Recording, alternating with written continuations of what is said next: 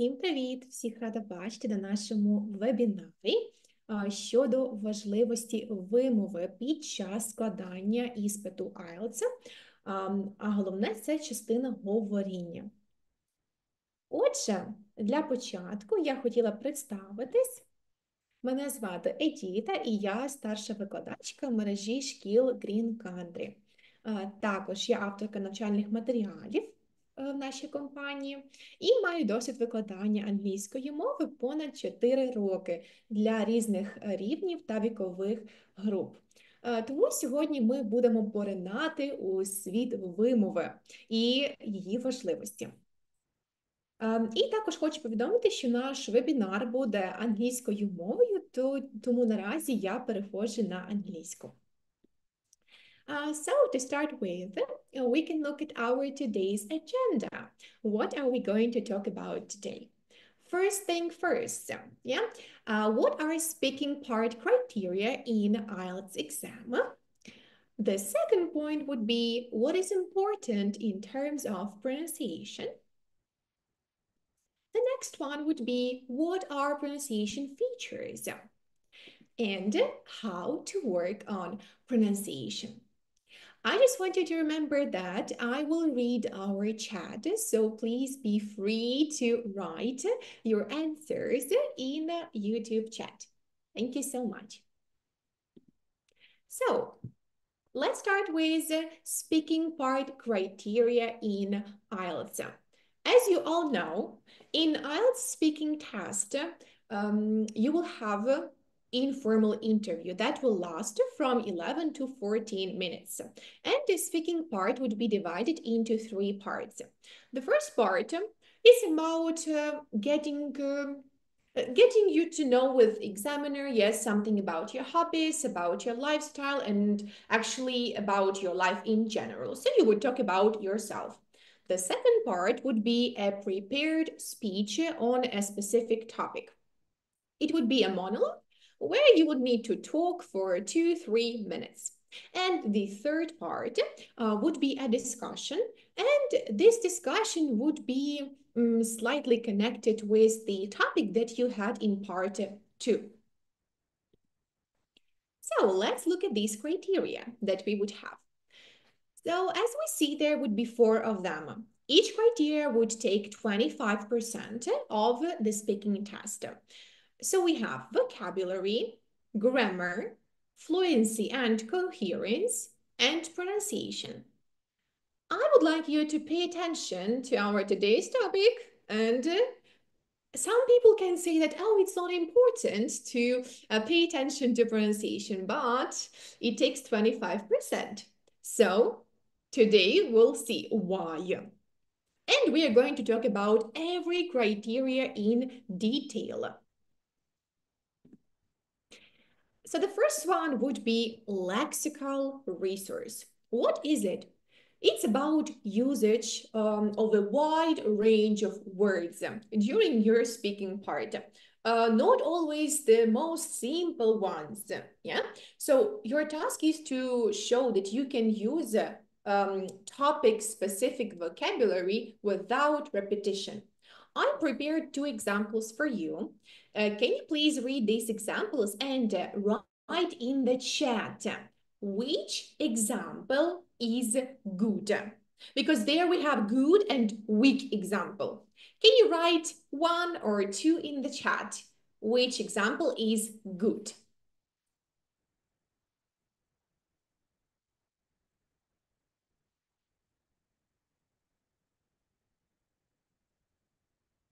Yeah, only number.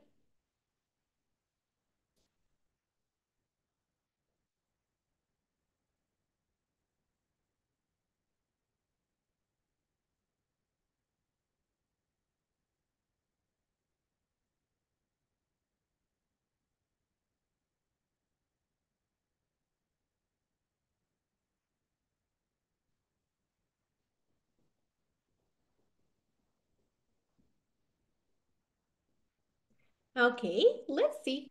So the first example is better. Why? Because in the second example, we just have 2 or even 3 sentences. I like traveling, it's good, I see new things. I wouldn't say that the person used a wide range of vocabulary. Yeah. So here we can see in the first example, traveling, yeah, allows to broaden your horizons. And then we add more and more details about the experience. That's how we need to work on that.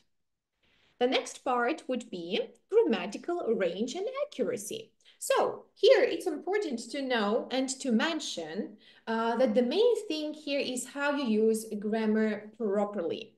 If you, for example, started the sentence in past, you cannot continue and then switch to present. No, yeah, we need to stick to the tense that we have used before. Let's look at these 2 examples. And again, I would like you to decide which example is good. You can write number 1 or number 2 in the chat.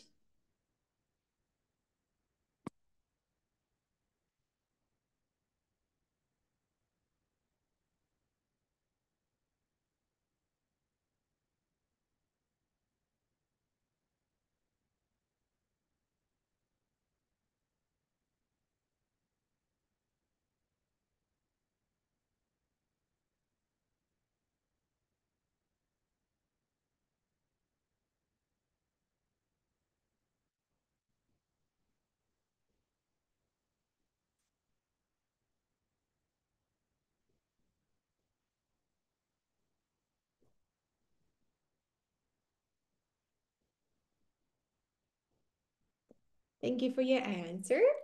Let's have a look. Yeah, you're right. Number 2 is grammatically better because in the first sentence, we talk about something that is hypothetically not right at this moment. Yeah, so we think about it in future. For this, in English, we have grammar of using conditionals, yeah? And we can see this example in the second sentences. If I had more time, yeah, I would definitely do it. The grammar structure is used correctly, and the examiner would see that you feel confident in using higher level grammar. The third would be fluency and coherence. These 2 words are not often used in the context of learning English itself, but they are very important because it's about speaking smoothly, yeah? When you can keep going without too many pauses and you can connect your ideas logically. Let's look at these 2 sentences and decide which sentence is good and which one is weak in terms of fluency. Right, number 1 or number 2?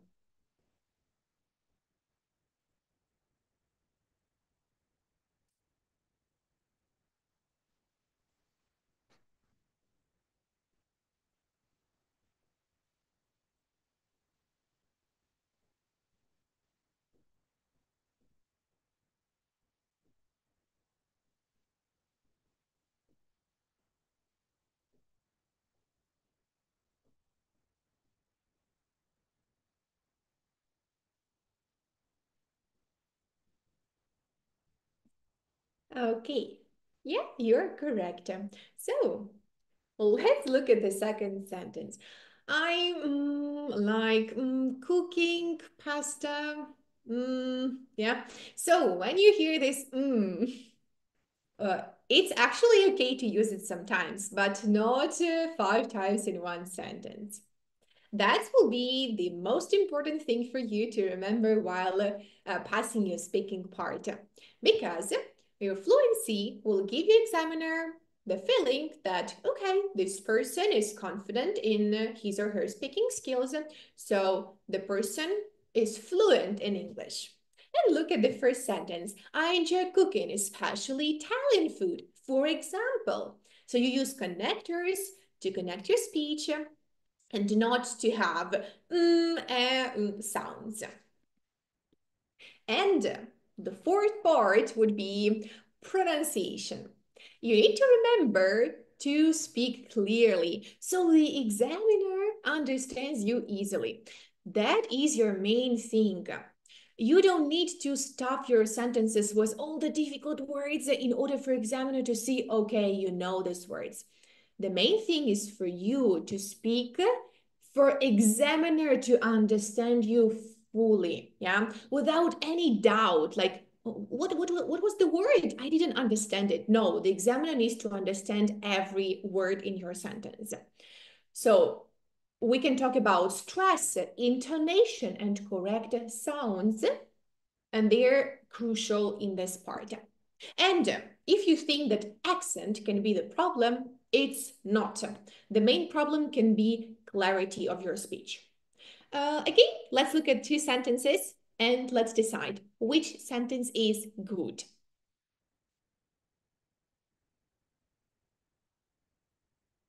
Write number in the chat.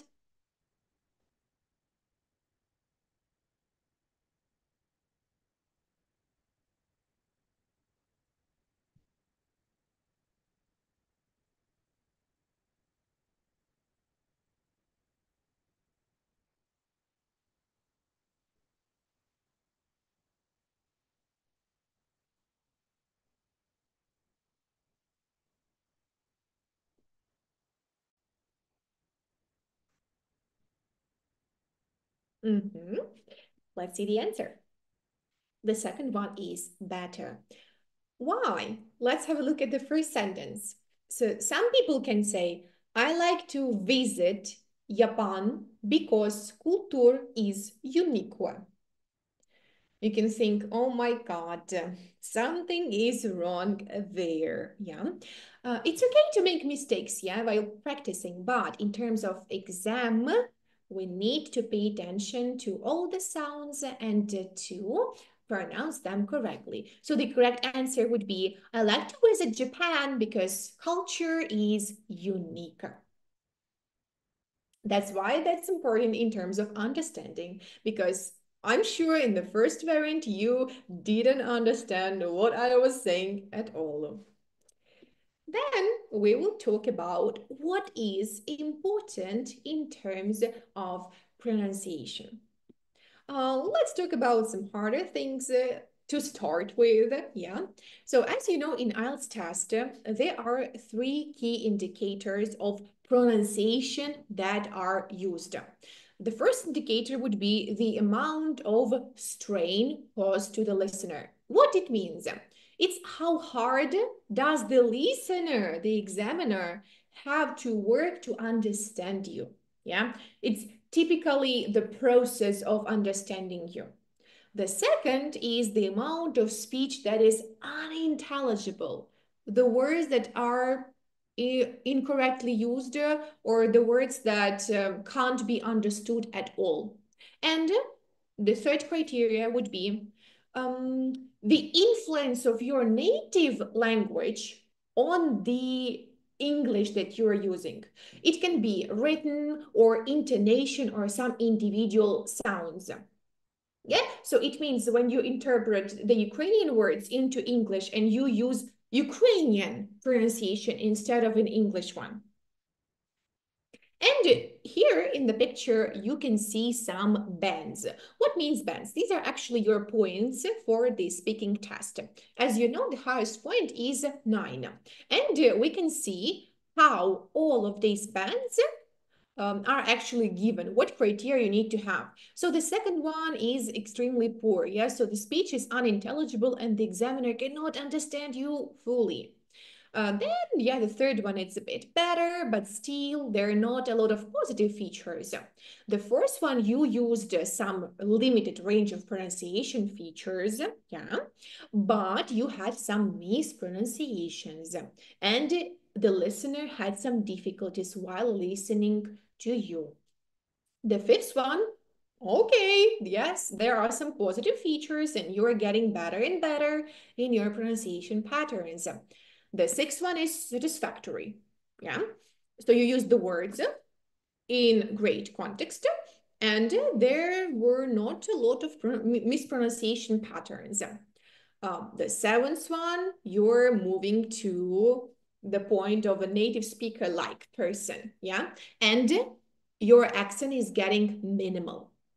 The eighth one, you have good intelligibility. So you're flexible using the features and you use pronunciation patterns in a right way.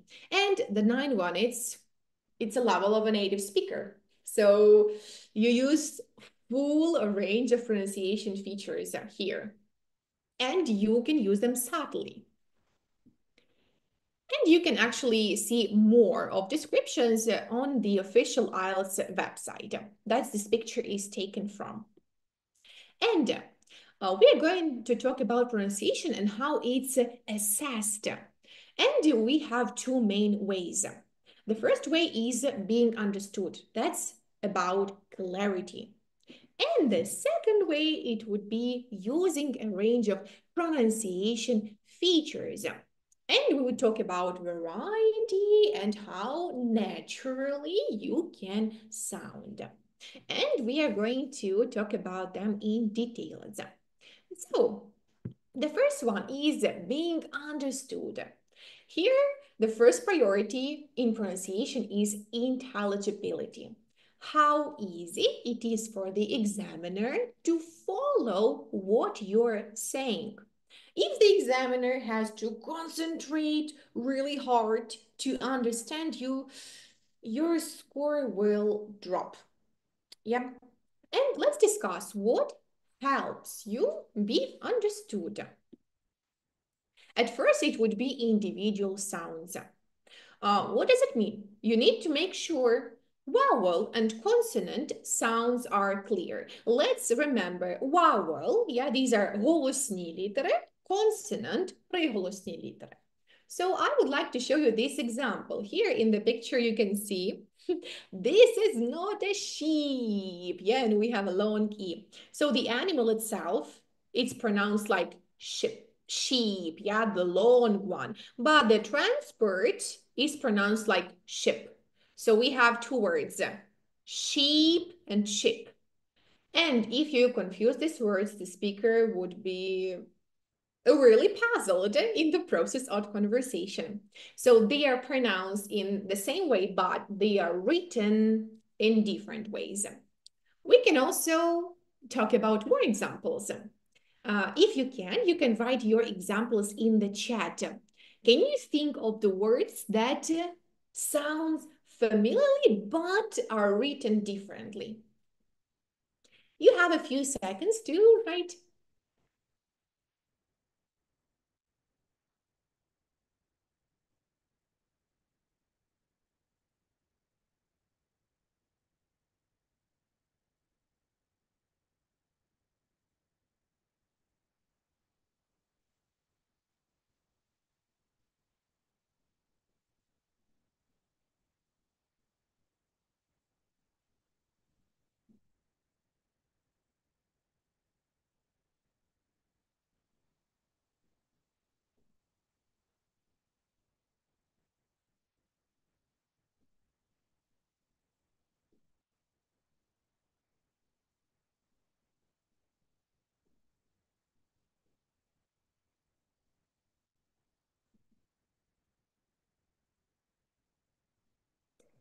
So actually more examples can be like cat and cut.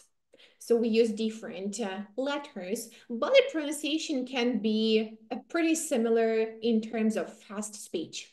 Or we can also take a fan and fan. The words, they have just similar spelling and similar pronunciation, yes, but still we have a long a and a short sound a. And also, I would like to point out the word stress. What it means? Word stress is when you stress the wrong syllable and it can change or confuse the meaning itself. So here we have two words, photography and photograph. You may think, but they are the same. What's the difference? There is the difference, and a huge one. A photography is the activity or job of taking photographs or filming. And a photograph is a picture produced using camera. So here we see that different syllables are stressed, and we need to take it into consideration while practicing pronunciation. Can you think of words that have a similar problem in terms of pronunciation? And you can write in the chat, please.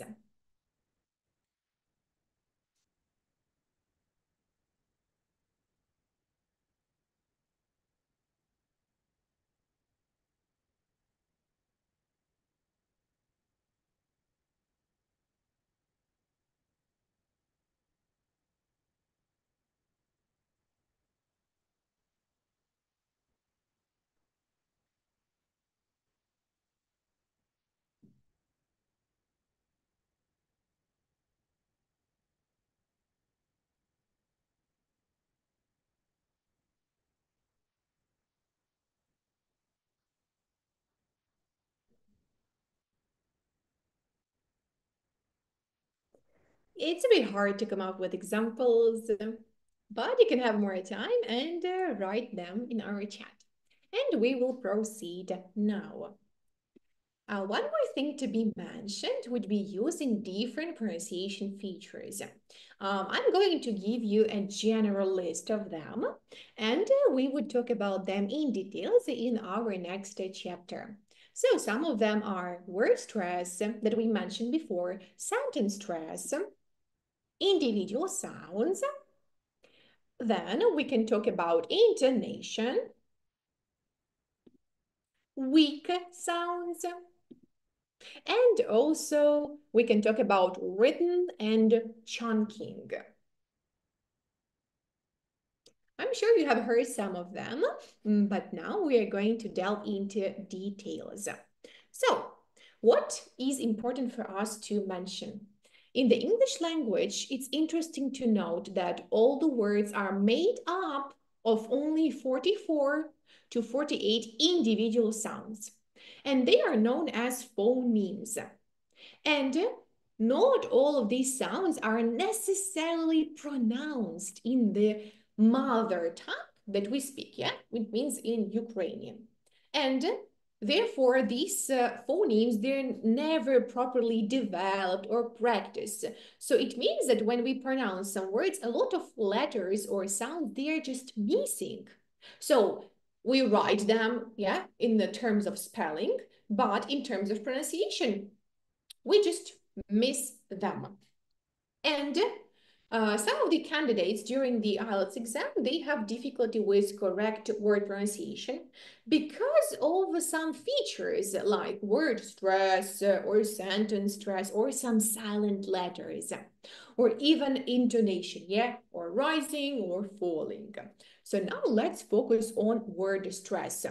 So it's the term used to describe the emphasis on certain syllables, yeah? So emphasis in our way, it's like a stress.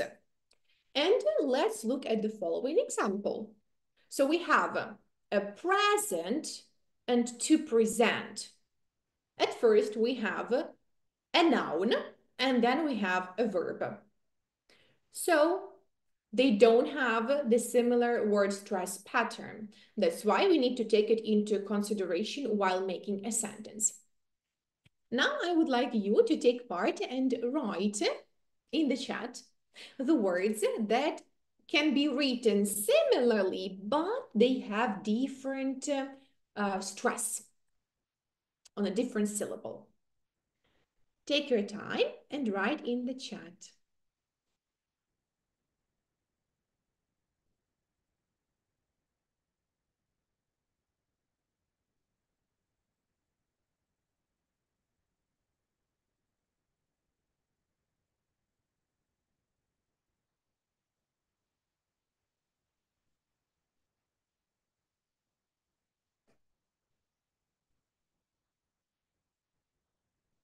I can see example as a word record, or we can use it as a verb to record something.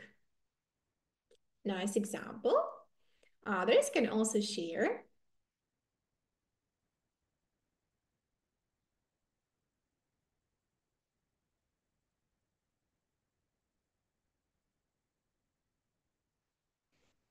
In terms of noting the word, I have an example of advertisement and advertising. They don't have similar spelling, but still they have the one root in the word. And that's why we can consider them as used for this example of word stress. And one more thing to mention. You need to notice how the stress moves depending on the form of the word, as we have in advertisement and advertising. And if you stress the wrong syllable, the word can become unintelligible. Yeah, and unfortunately it happens. And when you learn a new word, you can check the stress, the stress, наголос, in your dictionary. And the stress is marked with an apostrophe before the stressed syllable. You can see it on my screen, yeah?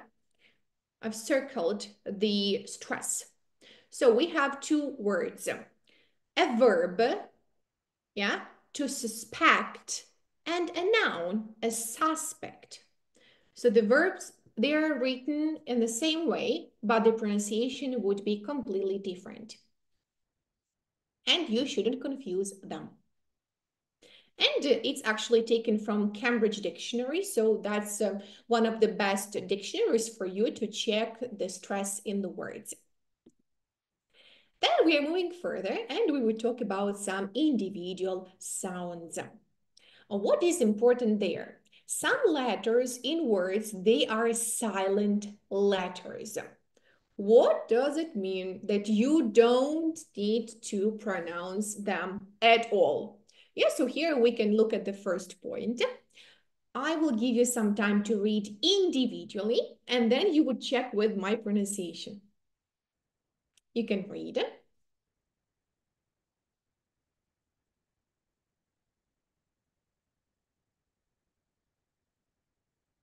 So we have silent B, and we would say bomb, climb, come, lam.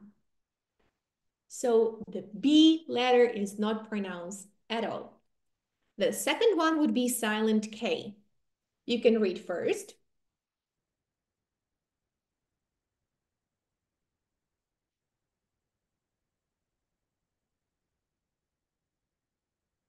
And now let's check.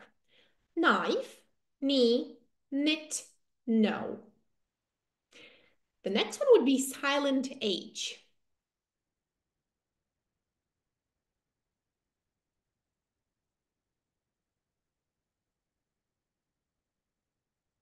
Let's check your ideas. Hour, eco, school, honest. And silent W. Read.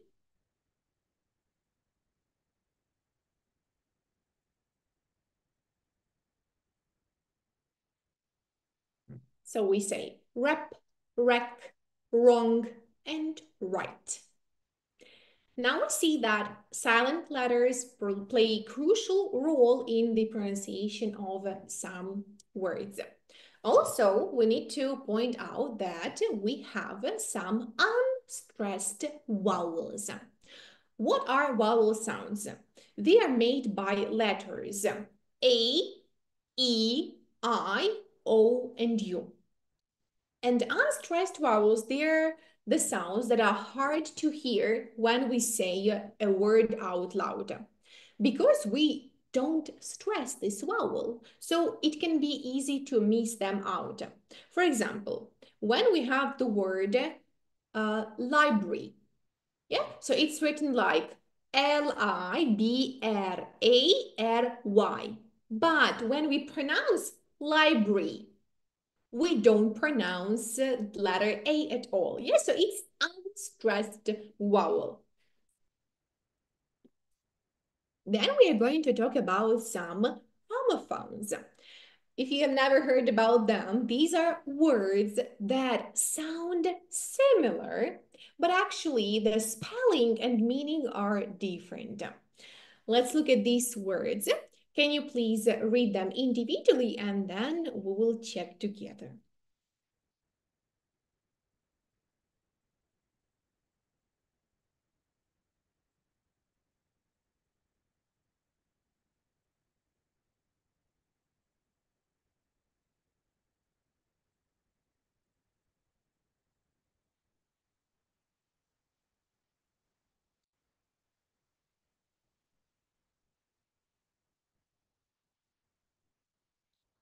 So we see that the word, they look completely different, but still they have the same pronunciation.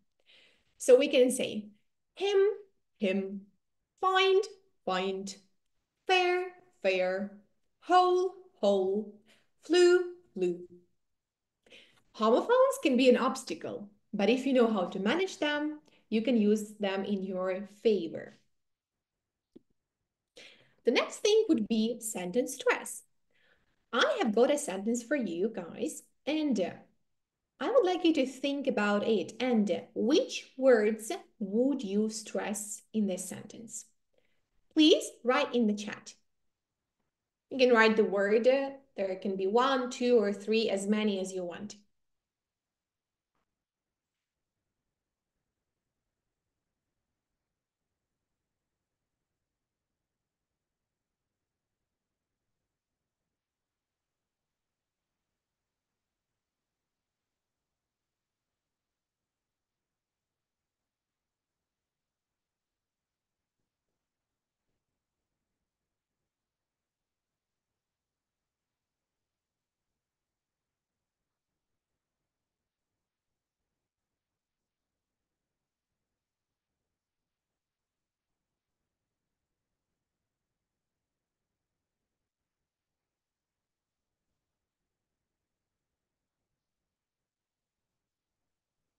So let's check your ideas.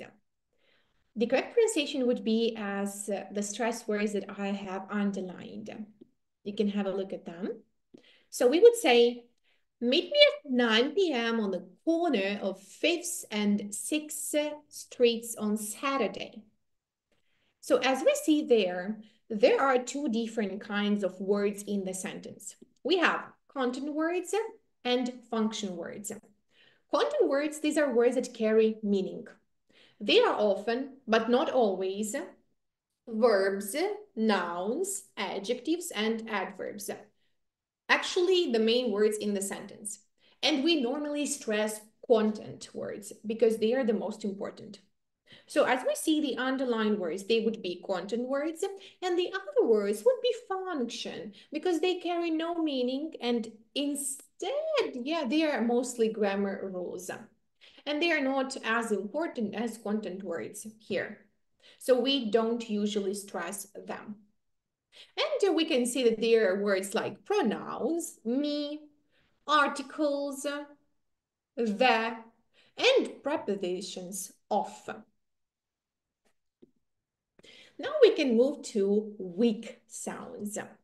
So actually, as we have seen before, we stress certain words in a sentence by saying them more strongly than others. But we also need to be aware of certain words that we don't stress.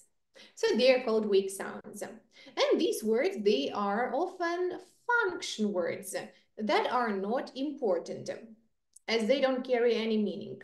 And we can make a sound weak by changing the vowel sound to sound And I would like you to know that this technique not only helps us sound more like a native speakers, like some people say they eat letters, but it helps us to speak more smoothly and improve our fluency. Can you please look at these question and try to pronounce it using weak sounds?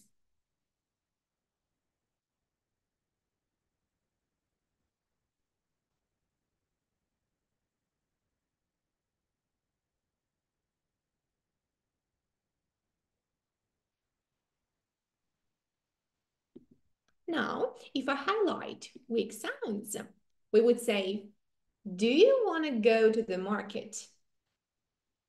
And if we don't use weak sounds, we would say, do you want to go to the market? So you see the difference, yeah? Using weak sounds helps us to sound smoothly and fluently. And here we can all use wanna instead of want to, yeah? To link the words together. Now let's talk about linking sounds. Tell me please, guys, have you ever listened to native English speakers talk and you think that they're speaking too fast, like super, super fast. Can you write in the chat yes or no?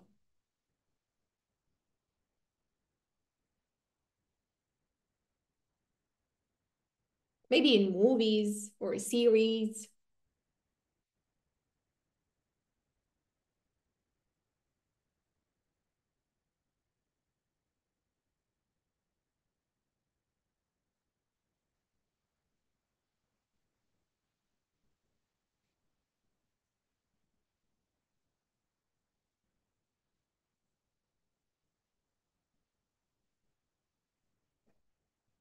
Yes. Actually, I think most of you thought like that. It's probably because of linking words. Because when we speak, we don't normally say a word, even in our Ukrainian language. And then we can stop and then say the next word in the sentence, and then stop again, and then so on. So when native speakers talk, their words often link together like a chain, yeah? So it makes them sound more fluent. And for us, it makes them sound fast, faster, faster every time. So here we can talk about some ways of linking, yeah? We can talk about consonant to vowel linking. It means when one word ends with a consonant sound and the next word begins with a vowel sound.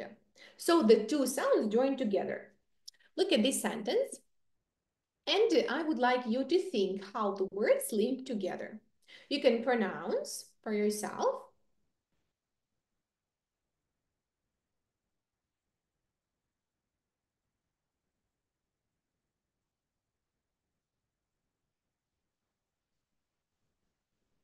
And now we can say it together.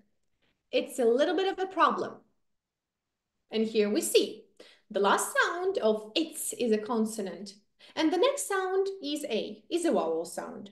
So they link together to sound like it's, not it's, but we say it's as a one word out of two. The same thing happens with bit of a. All these words link together, so it sounds like bit of a problem. One more thing to mention is sounds doubling up. So when a word ends in a consonant sound and the next word begins with the same consonant sound. And we don't use both sounds, we just join them together. Let's read these sentences. You can read them individually and then we'll repeat together.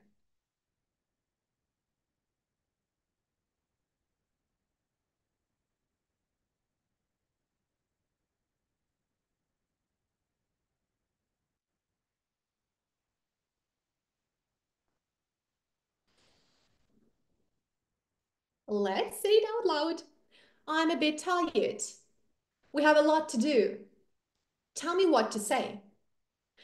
So as you see, students, we don't pronounce I'm a bit tired. Nope. We have two similar consonants, so we combine them into the one word. And it sounds, I would say, more advanced. Yeah. Then the one and the most crucial part, intonation. It's about how we say things rather than what we say. And it can make a difference between a question, a statement, and a comment. And here we can see some examples of rising tone and falling tone. Yeah, these are two types of intonation. So here we have the first question. You can read it first, and then I would say the right variant.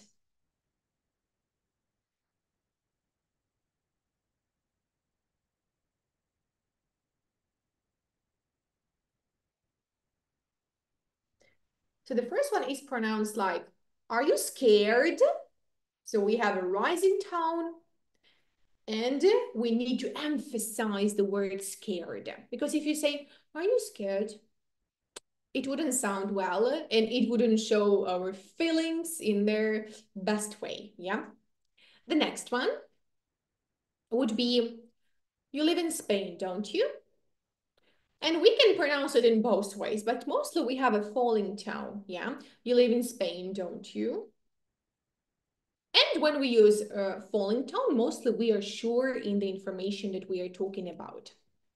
And the last one would be also the falling tone because it's a statement. And in statements, mostly we use a falling tone. This is the end of the news. Yeah, so this is the end of the news. And we go down. And the biggest mistake students make on the IELTS test is not using intonation. And this leads you to sound like you have no attitude about the topic, or maybe this topic can be a little too boring for you and you don't know why you're even here. So that's why examiners really appreciate you for using intonation. After all said, let us talk how to work our pronunciation, because improving pronunciation is about training both your ear and your mouth, yeah, your speaking muscles and your listening.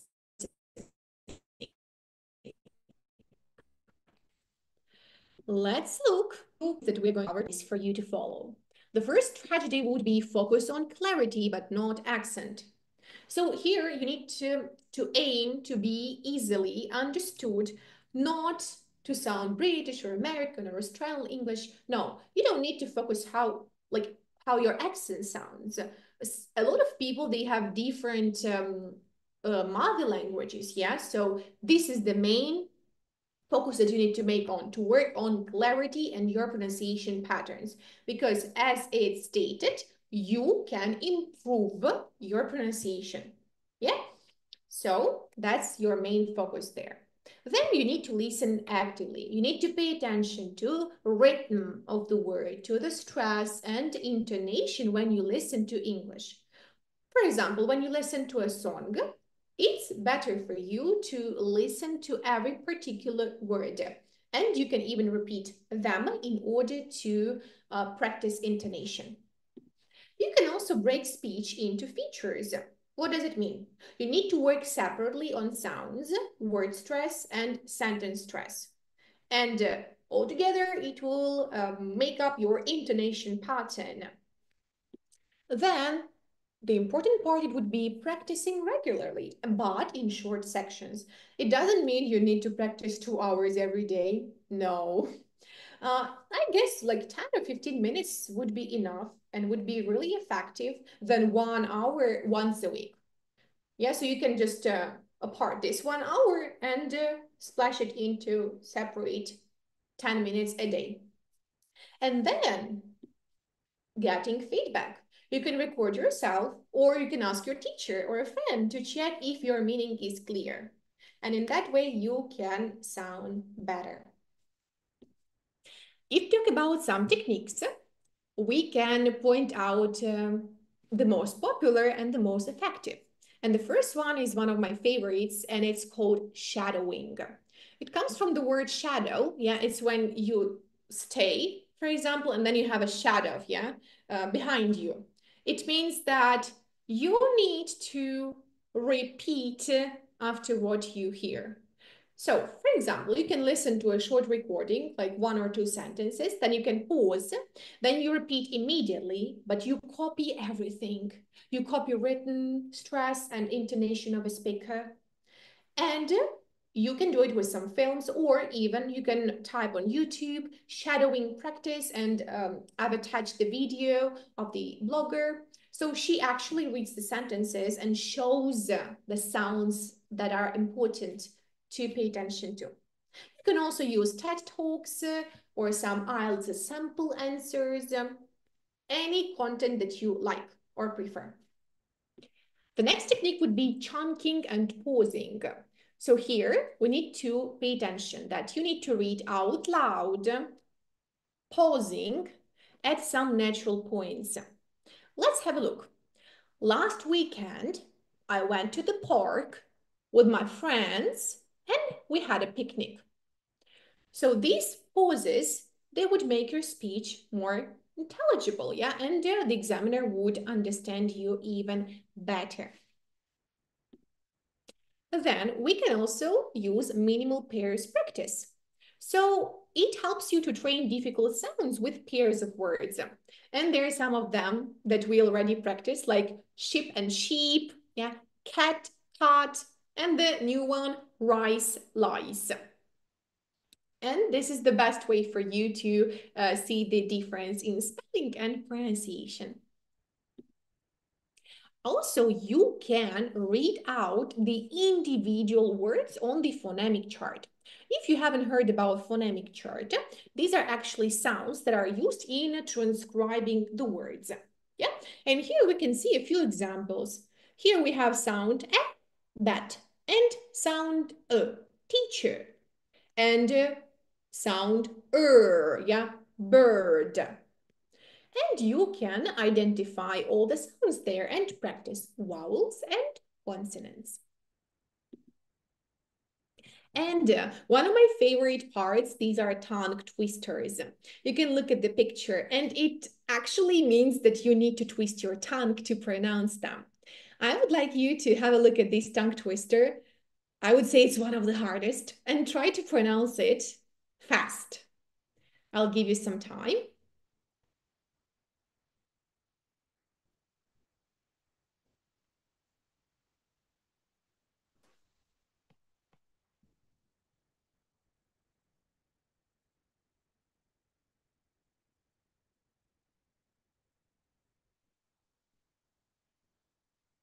You can start by chunking. So you can read the first sentence, she sells seashells by the seashore. And then you can move to the second one. The seashells she sells are seashells she's sure. And then you can combine it.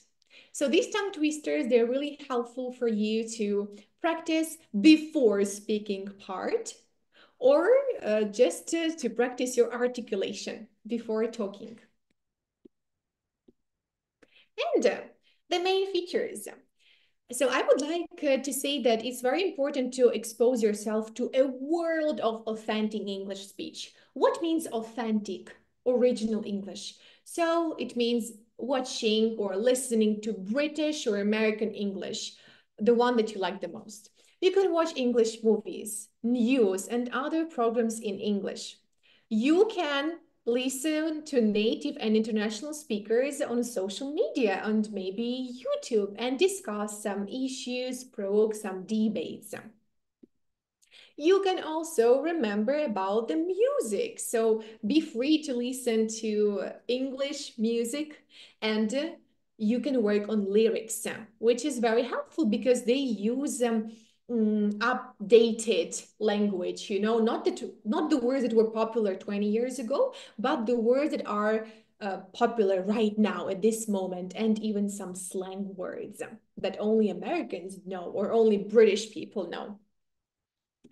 Also, you can be surprised to see a mirror here, but you can talk to yourself.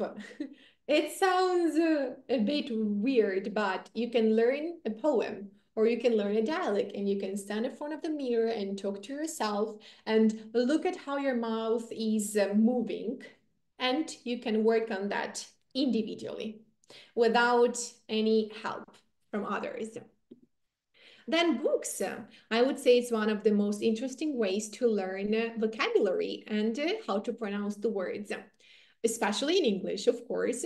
You can choose the book to your level, yeah, or you have B1 or B2 or C1 level, and read it and find the new vocabulary for yourself and practice it. And then one more way for you is to find English speaking friend. There are a lot of apps online where native English speakers, they help you to improve your pronunciation and speaking skills. So you can just type, yeah, like free speaking activities or speaking clubs, and be free to find a new friend and to practice with him or her, yeah, on your speaking English. And sometimes you can refer to some dictionaries, as we mentioned, Cambridge or Oxford dictionaries, or join Telegram channels, which specialize on English pronunciation. So, to sum up, when preparing for your IELTS test, it's important for you to do not overlook your pronunciation. You know that it accounts for 25% of your overall grade, yeah? So you can think, oh, it's not that much, but pronunciation will give overall expression about you to the examiner. So it's kind of your card, yeah? So when you show your card, it shows who are you. That's about your pronunciation. And your priority would be ensuring that everything you say can be understood. As long as it's easy for the examiner to understand you, your accent won't be a problem. So, good luck, guys. And it's up to you what way to use it to work on your pronunciation. And actually, I'll switch to Ukrainian. В нашій школі триває підготовка до IELTS, і ми набираємо нових учнів для курсу підготовки до наступного іспиту. Тому, якщо у вас є бажання та можливість, ви можете доєднатися до нашої команди, і ви будете готувати з досвідченими викладачами. Також ви будете мати змогу обрати заняття в груповому або індивідуальному форматі, і будете навчатись в персоналізованому форматі, тобто окремий підхід до кожного студента. А також, хто був учасником вебінару, вам надається знижка 10% на курс при реєстрації протягом доби. Тому ви можете сканувати QR-код і отримати всю детальну інформацію про курс вже зараз. А наразі я готова відповісти на ваші питання, якщо вони у вас є. Тому, будь ласка, пишіть їх в чаті, і ми з вами їх обговоримо.